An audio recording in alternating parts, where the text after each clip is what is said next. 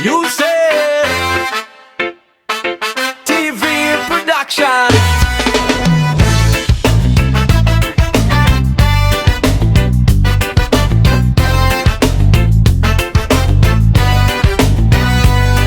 Oh, high blood ang song na to, kay radyo ay lakasan mo. Atin na silang pag-usapan at para atin silang mamaman. Kanilang ulo mainitin, kaya dapat silang intindihin at sila'y pagpasensyahan. Humanap ka na lang ng paraan, dahil kung hindi sasabog ka, dahil kung hindi mabubuwisit ka. Kaya di nakapagtataka pag pinatulan mo high blood ka. Kaya imbis na ikagalit, mata mo na lang ay ipikit. But if you're feeling that you don't belong, everybody now sing this song.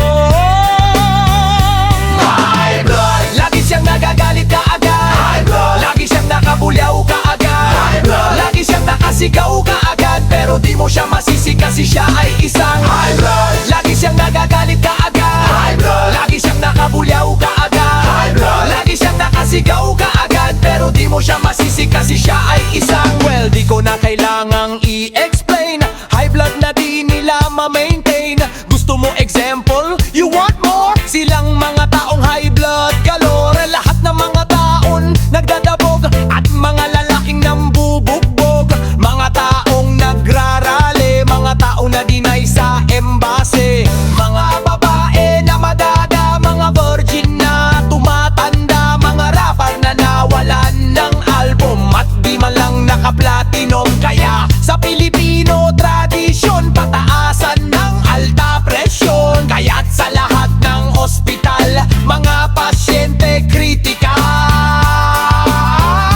High blood, lagi siyang nagagalit kaagad. High blood, lagi siyang nakabulyaw kaagad. High blood, lagi siyang nakasigaw kaagad. Pero di mo siya masisi kasi siya ay isang high blood. Lagi siyang nagagalit kaagad. High blood, lagi siyang nakabulyaw kaagad. High blood, lagi siyang nakasigaw kaagad. Pero di mo siya masisi kasi siya ay isang. Pero this time, ibang klase, nakilalang high blood na babae. Di pala sigaw, di pala awe, gusto lang ikay naglalaway. Never siyang nagagalit, never din siyang nagdadamin.